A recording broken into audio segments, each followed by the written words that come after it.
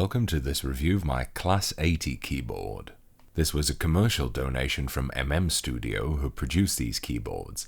It's a high-end keyboard chassis kit that's obviously inspired by retro gaming consoles. I got this one in Famicom Red, although they also do beige and black cases. I think the red one is by far the most striking and good looking though, especially as it's a nice dark tint of red, so it's not too showy.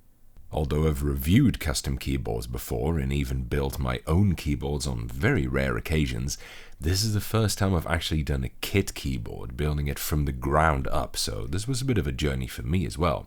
This was especially noticeable during the unboxing video, where I didn't recognize all the parts correctly. I'm not all that much in tune with the strange stuff modern keyboard enthusiasts sometimes use. I'm much more at home in the vintage scene. As it turned out, this is actually a prototype, which I didn't know at first. I thought I was going to get a production model, which I normally prefer. I don't really like reviewing prototypes because there's always a bunch of stuff wrong with them, and the same was true here. This can often lead to setbacks, plus I can't vouch for the quality of the final products, and I only have the devs' words that they're going to fix what's wrong with it when they start making production models.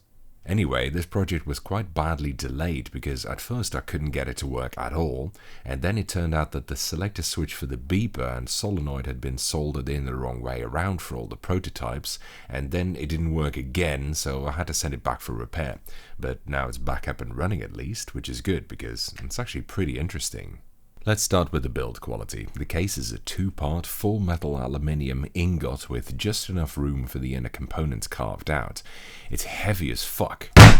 Just under 3.7 kilos sans cable, which is over half again as heavy as an IBM Model M keyboard. Not bad for a TKL. It's beautifully machined and painted, very nice work, and I like the little pencil tray here and the grooves at the top as well. Impressive, to say the least.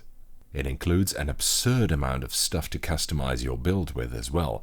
It comes with two foam gasket mats of different thicknesses, as well as a bottom mat and an additional bottom foam insert, little stick-on foam dampeners called bump-ons with which you can dampen the PCB or stick them on the bottom as feet, etc. And there's a very thin PE sheet that kind of wraps around the switch stems as well for yet another type of dampening. There are also two mounting plates to choose from. These really threw me off originally, as I had kind of automatically expected them to provide steel or at least brass mounting plates with such a heavy, stiff chassis, but instead you get the choice between a polycarbonate full plate or an FR4 half plate instead. Now, the reason that they went with this is because modern keyboard enthusiasts typically like floppy keyboards, saying it gives a less harsh typing feel. Personally, I think it's just because they used the cherry keyboard build quality, which I think I can best describe as cardboard keyboard soup, but whatever, to each their own, I guess.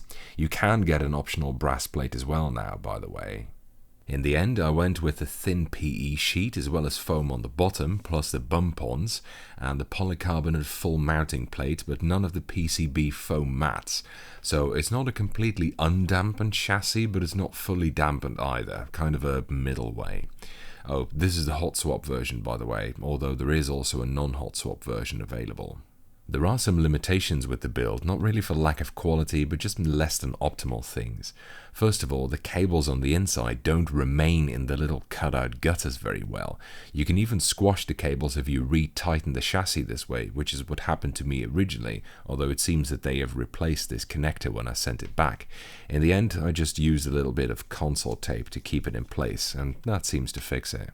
Second, the cable connecting the PCB to the USB breakout port is very short, and the connector is mega flimsy. It's extremely easy to pull out when reassembling the case.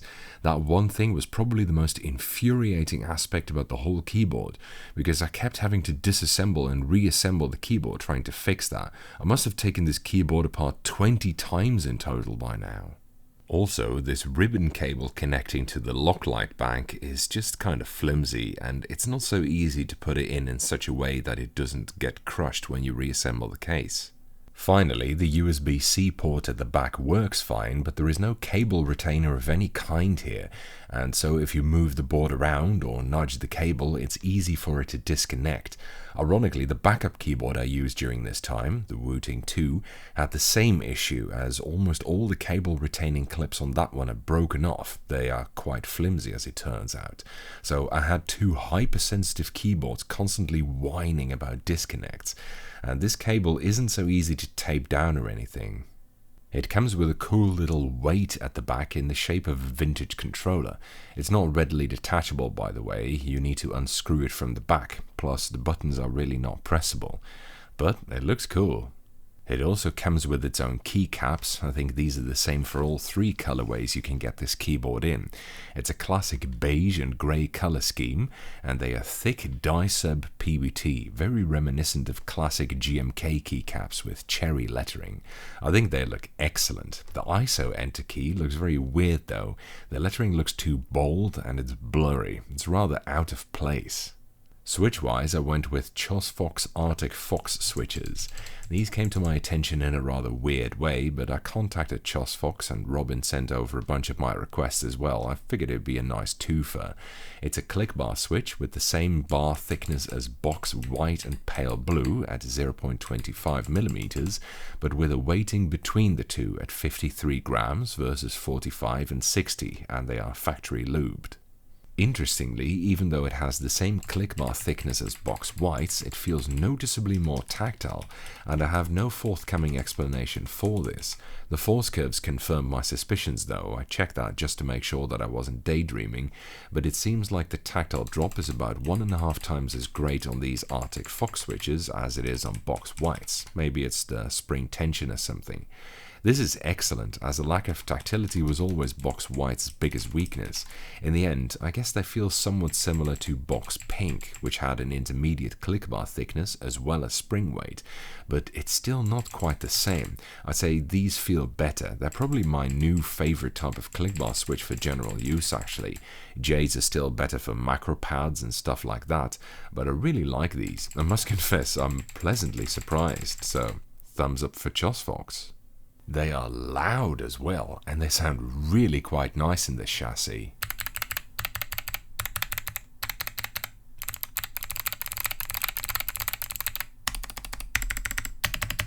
Very chunky, and the traditional high pitch of the click bars is not very apparent here. Of course, like all click bar switches, they still click loudly on the upstroke as well, which may be an advantage or a disadvantage depending on your preferences. Overall, I think they sound really nice. I'm genuinely quite impressed with these switches. I just wish I could give more specifics about what's causing these differences, as I hate to be vague. Chosfox wasn't able to explain my observations though, so for the moment, it's a bit of a mystery. If you think they sound too soft, or if you mount less than deafening switches in the case, you can always engage the extra keyboard sound devices. It comes with both a beeper and a solenoid to up the ante a bit.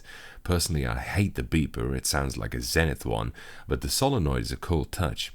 It's really tiny compared to old IBM solenoids actually, but it's surprisingly loud for such a little fucker. Still, the switches sound so good that I prefer to run it au naturel. I think you can probably guess why. Overall, even though this keyboard had a few hitches along the road, I really enjoyed my time with this. I hope they improve a few things, such as the crappy internal connector, because that was very disappointing, and maybe they can come up with a solution for a cable retainer or something, but other than that, it's a nice keyboard. A bare bones kit starts at $345 or $375 for the wireless version, and almost everything, including the PCB and even the Locklight bank, are extra, and stabilizers aren't provided at all. I must admit I'm not entirely sure what in my kit was standard and what wasn't, as the description is rather unclear, but if I understood correctly, the stuff I got totaled at $530. So while it's good, you should take a moment to consider what else you can get for that amount of dough, because that's very much in the dear as fuck category.